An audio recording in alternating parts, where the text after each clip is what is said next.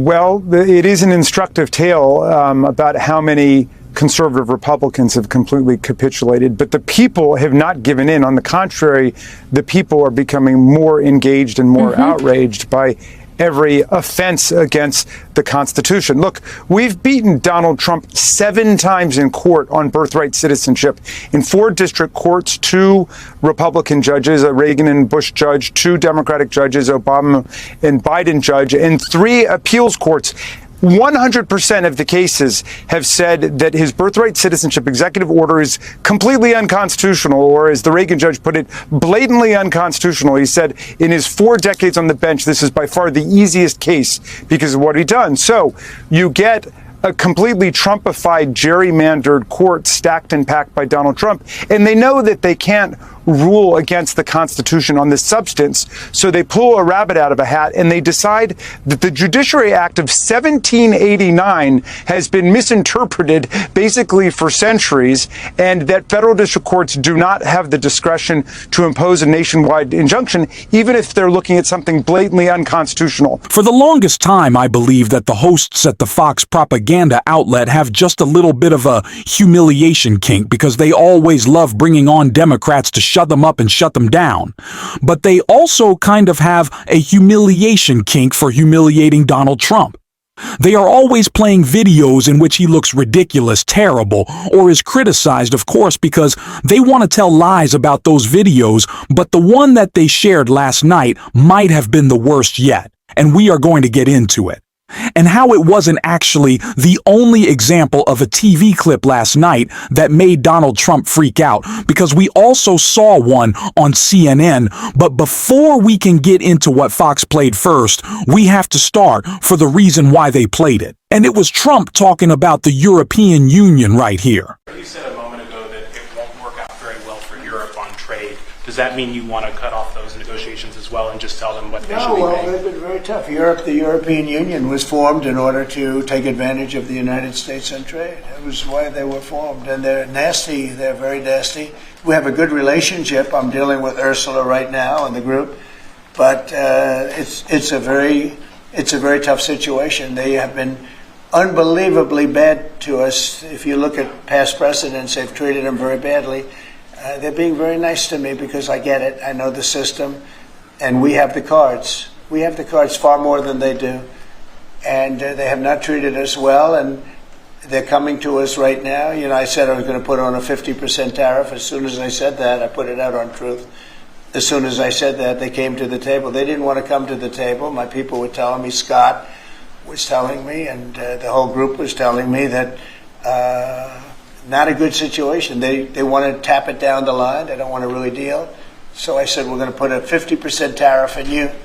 And Howard, as you know, was very much involved, Lutnick, Commerce, and he said they don't want to talk. As soon as I put that on, I was getting calls from them like, can we meet tomorrow?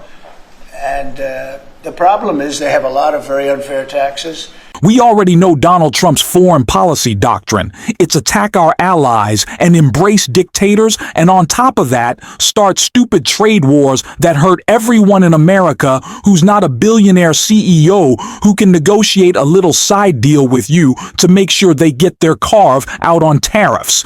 And by the way, those side deals, they're usually negotiated over a $5 million candlelit dinner at Mar-a-Lago, so the corruption really never stops. But Donald Trump, of course, very public in attacking our allies in Europe, and it's what led Fox to play the clip that they did last night, but it's also what led CNN to play this clip, which I think we gotta check out first, because it led to a Trump Truth Social meltdown. Scott offered one explanation for the highs in the stock market. There are other explanations. Here's one from Jason Furman, an economist. The macroeconomy is doing decently. He said, especially when it comes to tariffs, the market is now more confident that Trump will back off if necessary. He added, in April, I think the fear was that he would just plow ahead no matter what. Now there is a sense that there are realities that he won't try to blow past. Exactly. It's hard to argue, Scott, that that's not accurate when just this week, today, they're saying oh, that 90-day deadline, we're just going to push it back out another 90 days. So the market's basically saying, oh, okay, they're just going to push it back. Well, whatever it takes to say Donald Trump is wrong. I guess that's what people will do. Well, no, even today. But genuinely, maybe you could argue that this is a negotiating tactic that is working fine. But the truth is, Trump is in fact backing down, and the markets have calmed because of that. Yeah. After seeing that clip of Abby Phillip, Trump wrote on Truth Social, "Where does CNN get its talent? Just watch someone named Abby Phillip lecture her audience on tariffs in the economy, which is doing record business. She has absolutely no idea what she is talking about. Strictly third rate. Fortunately, the audience has long ago left CNN and will only get worse, losers all." So it's funny that Abby Phillip breaking down Donald Trump's failed tariff agenda wasn't the most humiliating thing to come out of the discussion of Donald Trump and our allies abroad, because Fox, again, for a reason I can't explain, decided to play a video to do their own breakdown of it, of Donald Trump clearly being mocked to his face. Now, this video went mega viral, so you may have seen it, but just watch what they say, because it is so incredibly funny. Thank you all very much. Thank you very much.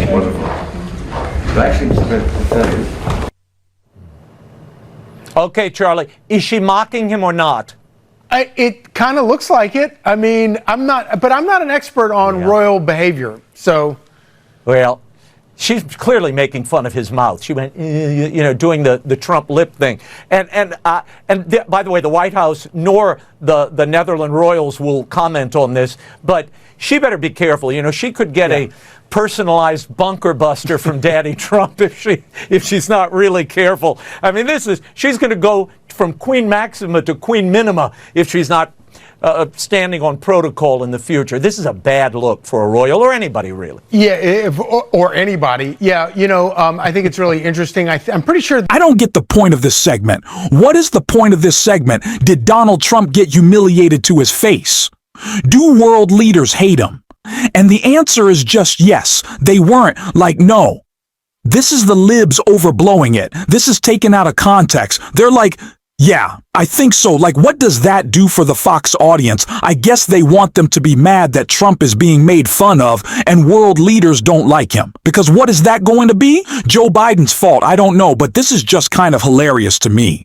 It's like what we've seen over the past couple of days and Fox reacting to the wind of Zoran Mamdani and lining out all of his policies, saying he wants to make sure that transportation is accessible and fast. Ooh! He wants to make sure that people are housed and fed. What a bad guy. It's like they just kind of do it to themselves. They're not very great at communicating, but someone who we spoke to yesterday, and I wanted to play a clip from him last night as well, because it is so important, was Jamie Raskin, who was talking about all the legal news that continues to unfold. And I want to take a look right here. I'm with Justice Sidemore. I'm with Justice Jackson. I'm outraged by this. But having said all that, the people are tough and the Constitution is tough, and the people and the Constitution are going to stick together on this. We've beaten them in 4 district courts across the land. If we've got to beat them in 94 district courts, we will do that. If we got to beat them in every appeals court in the country, then we will do that, because people are standing up in every city and town to defend the basic elements of our constitutional system. And one of them is that if you're born in America, you're a citizen here. Which it should be, and they will rule. I mean, I think everybody expects they will consider that the merits of that in the next term. To your point, I just wanted to read this quote about what Sotomayor gave that I think you were referencing in part. She said in her in her dissent, the gamesmanship in this request is apparent, and the government makes no attempt to hide it. Yet shamefully, this court plays along. Let me ask you, because you've referenced this about the strength, and I started the show talking about this too, the strength of the country, the strength of the people. You have state attorneys general who are out there. I just talked to 2 of them who are ready to fight this. You have the potential for class action cases. What happens here next? What would you like to see happen here next with the resources that are possible? There are limitations in Congress. You're still in the minority. Yeah. Well, there was a kind of carve out or a limited carve out to this very constricting judgment for state attorneys general. And the majority had to acknowledge that a state attorney general acting in parens patriae for the people has got to represent everybody in order to have complete relief, as they put it in that case. So we got to take the state attorney generals seriously. If I were a Republican attorney general, I'd be very nervous right now, because everybody in those states is going to be looking to them. And if they don't act, then every AG position in America should be up for grabs for people who are willing to stand up for the Constitution against a gangster state president who thinks he can do whatever he wants, even in direct violation of the text of the Constitution. Where are all the textualists now? Where are all the originalists now? They are making this up. Where did this doctrine come from that you can abolish birthright citizenship? Did the stork bring it? And so Justice Jackson did a magnificent job in her dissenting opinion, where she said, let's center what the constitutional violation is. This is not even a close case. So why would we get into all of the procedural games that the majority wants to plunge us into? Why don't we just decide that birthright citizenship is protected, as it has been since the Constitution was amended in 1868, when the radical Republicans had Congress overturn the Dred Scott decision? Why don't we just stand by that, and then we don't even need to get into this other question at this point of nationwide injunctions? But they're constantly appeasing Donald Trump and soothing his very easily wounded ego. No question about that. Let me ask you, in the minute or so we have left here, I mean, you're a close watcher of the court. We all are. There were other rulings today. There have been other rulings. This is the last day. What do you make of the Supreme Court's rulings this term? How do you see it? There were some surprises, but not many. Well, I mean, a good example is the one that actually took place in my home county, which I represent in Congress, the Montgomery County school case. There had been a policy in Montgomery County that your family or your kids could opt out of certain kinds of lessons. That policy was changed, whether wisely or not. But in any event, then some parents went to court to say that they had a constitutional right to opt out. And of course, because of the particular political dynamics of the case, the MAGA element on the court rushed to embrace it without considering what the real implications of that are.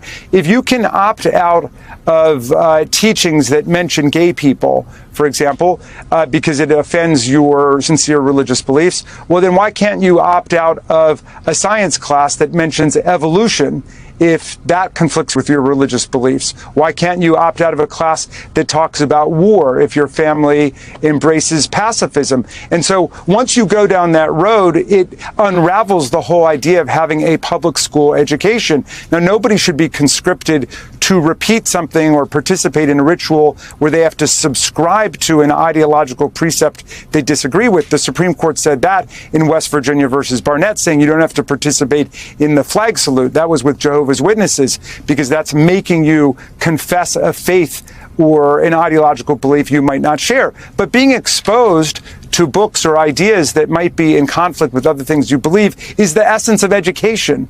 And so you can't base an educational system on the idea that I'm going to pull my kids out of class whenever they're teaching about something I don't want them to learn about. Or in any event, it's going to make schools much more difficult to run. And really, that's the bottom line idea here. It's part of the right-wing attack on public school teachers, public school curriculum, and the institutions. They want to try to wreck our public schools. So again, we need people across the country to stand up for public education, to get involved in the public schools and make sure that the right wing is not wrecking our ability to actually teach our kids.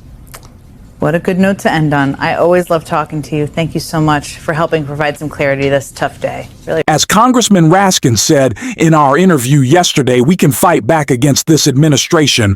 Lawsuits are already being filed. We can continue to bring the fight. And like Jamie said, we continue to win these lawsuits. Of course, Carolyn Leavitt complains that Trump is the most injuncted president in history. And maybe that's because he keeps breaking the law so much, and it has nothing to do with the liberal judges, which some of those liberal judges were actually appointed by Bush or Reagan or Trump himself. So I don't know what they're talking about there, but this is an opportunity we actually can fight. We need to take it on. I'm certainly going to be talking about ways to do so, and talking with people who are doing so on this show. Thanks for watching this video, and if you stuck around to the end, drop a blue heart in the comments. And until next time, I'll see you soon.